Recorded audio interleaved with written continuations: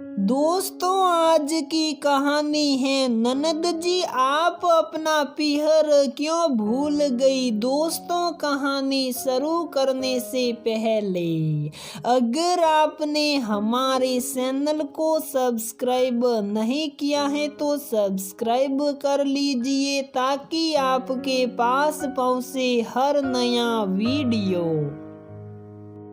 बुआ नमस्कार, कैसे हो आप और फूफा जी। जतिन ने बुआ इंदु को फोन पर कुशल मंगल पूछा।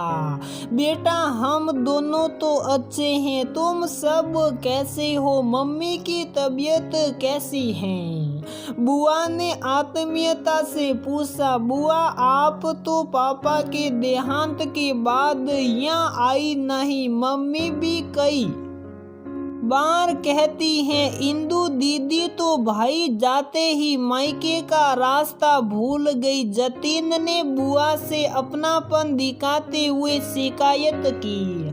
अरे ऐसा नहीं है बेटा, माँ को कहना जल्दी ही आएगी।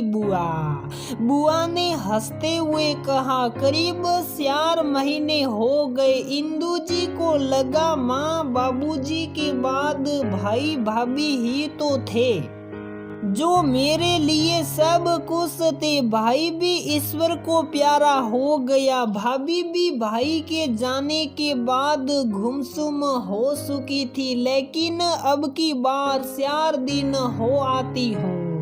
जतीन को अपने ट्रेन की टिकट की फोटो भेज दी और पहुंच गई मायके।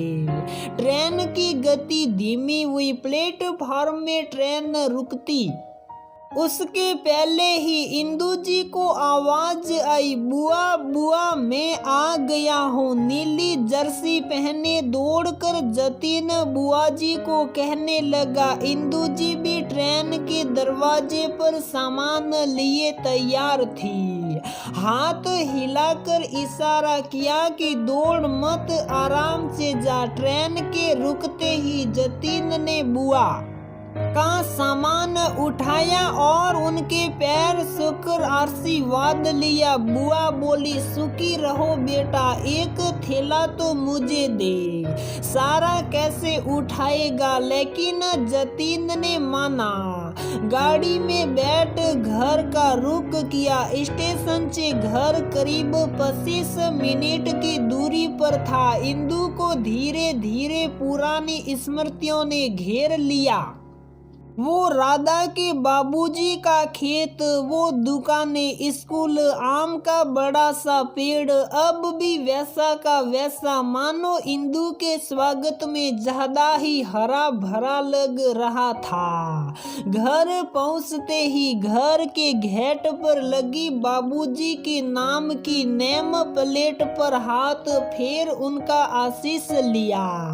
लोहे के दरवाजे से आती वो आवाज जिसे सुनकर वो जान जाती थी कौन आया होगा। ढेर सारे जसवंती गुलाब के पौधे उनके स्वागत में तैयार थे। भाभी के आंगन के तुलसी के पौधे के आसपास रंगोली बना रखी थी जैसे माँ बनाती थी। भाई 60 बरस का था जब सल बसा। इंदु से 6 साल छोटा था भाभी।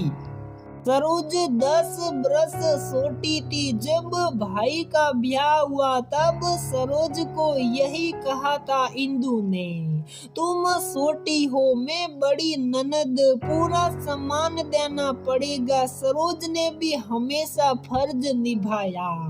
भाई के जाने के बाद 1-2 बार ही इंदु मायके आई थी। अब लगभग 65-70 बरस में मायके जाना अच्छा थोड़ी लगता है। खुद बेटी बहू वाले होने के बाद भाई था तब भी ठीक था। भाभी तभी आरती की थाल लेकर सामने खड़ी थी। इंदु बोली, अरे सरोज, ये सब क्या तुम भी। सरोज उन्हें भीतर ले गई। उनके पैर छूकर बोली, अच्छा हुआ दीदी आप आ गई, क्या भूल हुई मुझसे कि आप इनके जाने के बाद आई ही नहीं। माँ बातें बाद में करना, जल्दी से चाय रखो, मैं फटाफट समोसे और जलेबी लेकर आता हूँ जो बुआ को पसंद है। जतीन बुआ की अटेसी किनारे रखते बोला, अरे हाँ जा जल्दी, मैं भी चाय सड़ा देती हूँ। सरोज फुर्ती से उठी। इंदु घर को बहुत बारीकी से देखने लगी। माँ, बाबूजी और भाई की तस्वीर पर सड़ी माला देख आंख भर आई। नजर घुमाई तो वो कुर्सियां का बना टेबल कवर मानो उन्हें बुला रहा था। बहुत जतन से बनाया था इंदु ने उसे। यादों के बागान में वो घूम होती, तभी साई नाश्ता आ गया। सरोज ने उनकी पसंद की अदरक वाली चाय बनाई और स्टील के गिलास में दी। इंदु को लगा मानो माँ ने चाय बनाई हो। इंदु ने सरोज को सुंदर शॉल दी। जतीन के लिए वो कपड़े लाई थी। अपनी भतीजी जो ससुराल में थी उसके लिए साड़ी। सरोज ने 4 दिन खूब आदर सत्कार किया इंदु का। अब बारी थी विदाई की। इंदु मजाक में बोली, सरोज तुम भी आना, मैं इतनी बुरी ननद नहीं हूँ। सरोज इंदु के गले लग गई और रोने लगी। बोली, दीदी ये तो चले गए, आप ऐसा क्यों बोलती हो? क्या मैं नहीं हूँ?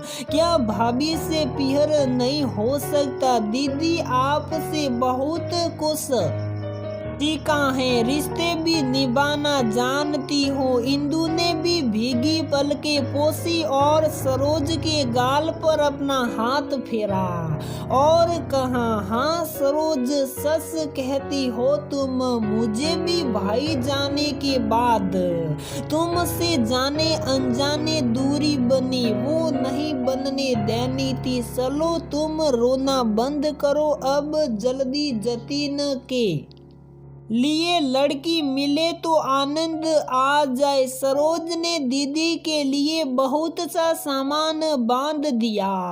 इंदु जी सकुशल घर पहुंच गई। सरोज का दिया सामान खोला तो देखा मटरी, आचार, चावल के पापड़ और बहुत कुछ था। सब कुछ जैसा माँ करती थी। रिश्ते के बीच की अनजानी दूरी को जल्द ही खत्म कर देना चाहिए, वरना अफसोस के अलावा कुछ नहीं बचता। तो दोस्तों हमारी ये कहानी यहीं पर समाप्त होती है। अगर आपको हमारी ये कहानी पसंद आती है तो प्लीज वीडियो को लाइक करें, शेयर करें और हमारे चैनल को सब्सक्राइब जरूर करें।